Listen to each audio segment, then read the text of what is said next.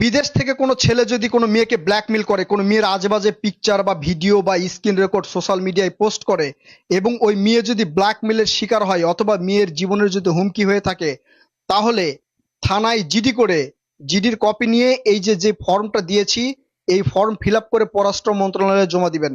পররাষ্ট্র মন্ত্রণালয় ওই দেশের এম্বাসির মাধ্যমে তার পাসপোর্ট এবং ভিসা বাতিল করে বাংলাদেশে নিয়ে এসে আইনের মাধ্যমে তার বিচার করবে।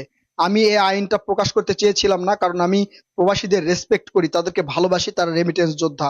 পরিবার থেকে বিচ্ছিন্ন হয়ে তারা বিদেশে গিয়ে কষ্ট করে এবং টাকা উপার্জন করে বাংলাদেশে পাঠায়।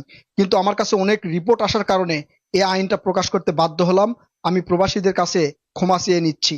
ভিডিওটা সবার জানা দরকার, খুবই গুরুত্বপূর্ণ।